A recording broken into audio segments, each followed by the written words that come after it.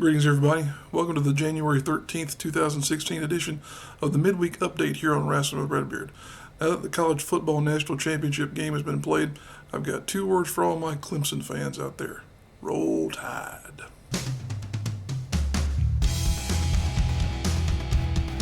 Number 5 story of the week is, has WWE bought the license to the Bullet Club franchise? Simple fact of the matter is, no, they have not. This is a story that blew up very quickly, and it's a great example of how rumors can spread like wildfire on the internet.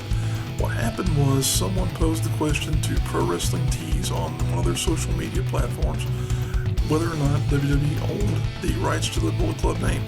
This is something that stems from the signings that have happened here recently of AJ Styles, Shinsuke Nakamura, and a couple other people who were previously signed to New Japan Pro Wrestling, some of whom were members of the Bullet Club. This is something that is rather comical because of the fact that it came out of nowhere and it was really everywhere for a couple of hours before Pro Wrestling Tees came back and said, our comment was in jest. We did not mean to imply that WWE now owns the Bullet Club. This was just something that we were kind of doing as a little bit of a trolling effort on their part, but it went everywhere. It was crazy. People suddenly thought, this is going to be a huge coup. They've got Bullet Club in WWE now. And they were all up in arms over the fact that you were going to have Fertile David, otherwise known as Finn Balor, leading this new version of the Bullet Club with Carl Anderson and Doc Gallows and all these other guys. But nope, not happening. New Japan still owns it. Bullet Club is still very much Kenny Omega and all those guys. So sorry to disappoint anyone who may have been looking forward to buying some WWE licensed Bullet Club merchandise. It's not happening anytime soon. Number 4 story of the week is that Dixie Carter is only making it worse. In a recent interview with the Associated Press, Dixie Carter was quoted as saying something along the lines of WWE is now coming for TNA talent. This was an apparent response to the return of James Storm during the live broadcast of Impact on the Pop TV debut.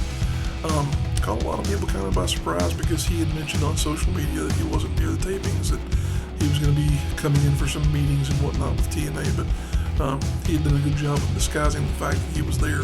And of course, he's now back in the fold of TNA, despite the fact that he had appeared on a couple of editions of WWE NXT here during the fall of 2015.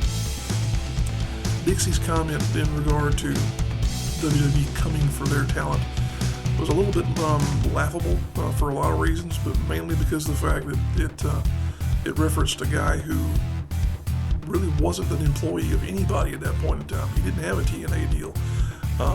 And for that matter, the people who do have TNA deals seem to be getting paid by appearance and not so much by actual contract agreement that pays them month after month.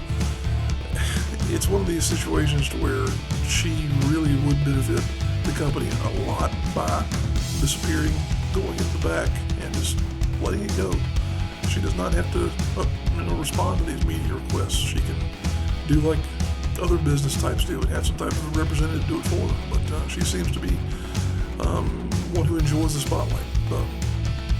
She really doesn't help things though, because anytime she makes a comment, people are going to rip it to shreds and pick it apart for what she either does or does not intend. The whole James Storm thing, though, to kind of get off on a tangent, is really surprising to me.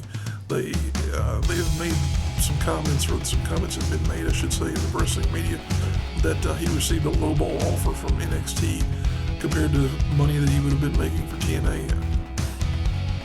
I guess that's possible, but at the same time, the ability to compete for WWE, even if it is in NXT, I would think gives you a much better sense of marketability long term than what you would be getting by going back to TNA. Is it an easier schedule? Sure, but you gotta make your own decision there. But still, it just seemed kind of silly to me for him to go back to TNA. But we'll see where it goes, and we'll see if Dixie can keep herself out of the headlines here for a little bit. I don't think that's going to happen though. And the number 3 story of the week is the business being killed by comedy spots. This is a bit of commentary that I've been kind of hanging on to for a couple of weeks here, because you've seen, undoubtedly, if you're a wrestling fan at all, and you follow a couple of guys on social media like Joey Ryan and whatnot, You've undoubtedly seen video of his match in Japan where he, I don't know how to put this with a PG term, he executed a test of strength using his manhood. Yeah, it was a very funny moment. I thought it was very childish, obviously, but still something that was funny. It was definitely more of a laugh. But that's Joey Ryan. I mean, he's got a contract with YouPorn for crying out loud. And people have been somewhat using that as a marking post for a lot of comments about how people like him, others, you could include Colt Cabana, gosh knows how many other wrestlers, Grado, of course, would be a prime example of this, who use comedy in wrestling and are killing the business, quote unquote. What that pertains to, of course, if you don't understand, is the fact that the sense of realism as it relates to professional wrestling can only be maintained by treating it seriously, in a lot of people's opinion. The business has been exposed for a long time. This is not the type of thing that's going to just suddenly convince people, oh, well, it's a show, it's entertainment. People have known that forever. People still come to the shows regardless because they want to be entertained. And sure, it's a little bit awkward, it's a little bit weird, but at the same time, it is funny.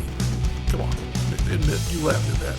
I see you guys on social media talking about how tough you are and whatnot. You had to laugh at that. Nobody cannot laugh at another man grabbing someone else's penis and doing a flip because of the fact that he was able to flex effectively through his wiener. Okay, it is what it is. It's funny. Get over yourselves, please. The business is not dead. It's not going to be dying as a result of that anytime soon, obviously, because people respond to it. Joey himself was able to get some t-shirt sales out of it because he's now heralded across the world, of course, as the King of Dong style. And I'm going to stop talking about this topic right now because I've said 3 wiener references and now that's 4. So yeah, business is not dead. Just get off my horse. Number 2 story of the week is a reaction to the Ring of Honor Winter Warriors Tour. This was a show that my wife and I actually were able to attend this past weekend up in Concord, North Carolina. We shot the 21st episode of Rasslin with Redbeard main show around that event, and it'll be up sometime this week here on the YouTube channel. But we had a good time at the event there. It was definitely a marathon of a show. The format, of course, was a little bit challenging because you had a 4-hour program there that they were taping because they taped 4 weeks of TV there at that one event. That in and of itself was kind of challenging because you had this layout to where there were 4 main events spaced throughout a show. And instead of having any type of natural progression to the storylines and whatnot, it was like, okay, here's one piece, here's another piece, there's another piece, and there's another piece. So the emotional investment that you had in the program was a little bit difficult to ever really conjure up. It was not a bad show, it's just that the layout and the format and the pacing of it was very different from most other TV tapings that we've ever been to because the timeline of it and how this thing was supposed to span across, of course, a month's worth of TV somewhat made it difficult to follow in instances. Difficult to keep up with too, I should say. Because of the time constraints, and you're talking about the matches that are all 15 minutes or less, of course, that added in with the fact that Ring of Honor is not exactly known for making great use of ring psychology, made the matches, kind of middle of the road. They were not bad, they were not great, but there were a couple that were in the top tier there that were certainly entertaining. The main event of the entire evening, of course, was up there because you had ACH and Matt Seidel taking on the Young Bucks. And that was what people were really looking forward to at the end of the evening because the show got towards 11 p.m. and people were really clamoring for the Young Bucks at that point in time. So, but even so, good show, had a lot of fun, nice little road trip with the family there. And you can more than likely look forward to seeing those shows on Comet coming up here soon in the next couple of weeks as Ring of Honor progresses towards their 14th anniversary event up in Las Vegas, Nevada. That's a long way away, but they'll be certainly promoting that on those events as well. There's something to look forward to, as that'll be on pay-per-view. And the number 1 story of the week is, of course, that John Cena has been injured and will likely be out past WrestleMania 32. This was a huge story that popped up last week, and it was a result of apparently just the same string of injuries that have been plaguing WWE. It's crazy to think how many guys they've had come up with shoulder injuries. And also to think about something that was reported on social media, that every single champion coming out of WrestleMania 31 is presently injured. Doesn't matter if it's both members of the team of Cesaro and Tyson Kidd, Cena himself, Randy Orton, Daniel Bryan, of course, is still technically on the shelf, even though, depending on who you ask, he's been cleared medically. It's just crazy to think of all these guys being hurt at the same time.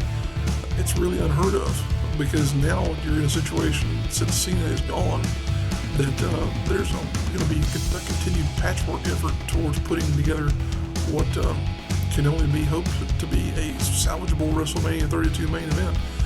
Not to say that he would have been assuredly in the main event, but you have to think that they were going towards a program that was going to wind up with him facing Roman Reigns for the WWE World Heavyweight Championship.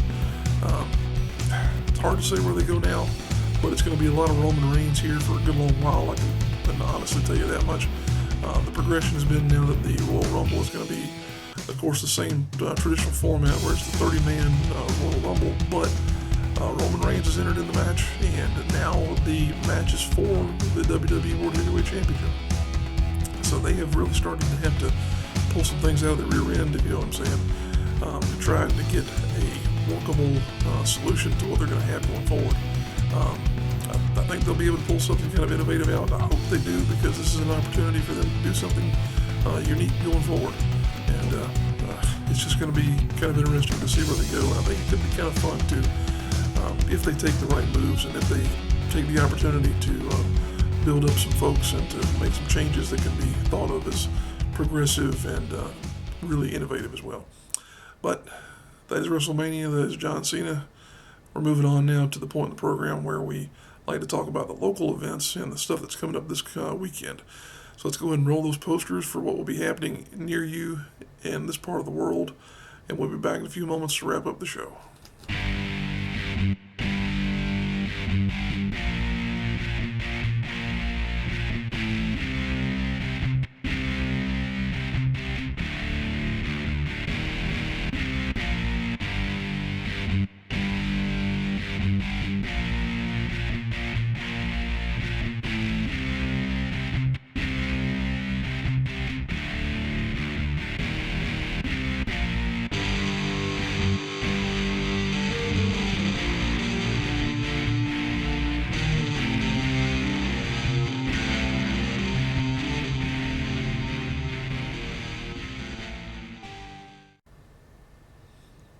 There you have it, our rundown of the events that are coming to you this weekend. If you are a wrestler, a promoter, or in some way involved with a wrestling promotion and you did not see your poster in that list of events there, it's because we didn't know about it.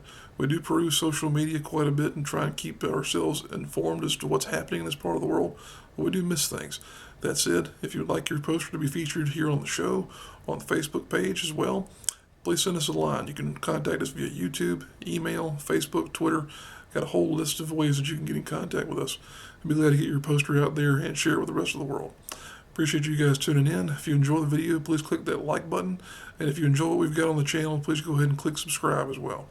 Remember, we've got a new edition of the Rasslin with Redbeard main show that will be coming out later this week. And if you subscribe, you'll know when that comes out, because of the fact that you get a notification when new material is uploaded to channels that you've subscribed to. Appreciate you guys tuning in once again. We'll see you next week.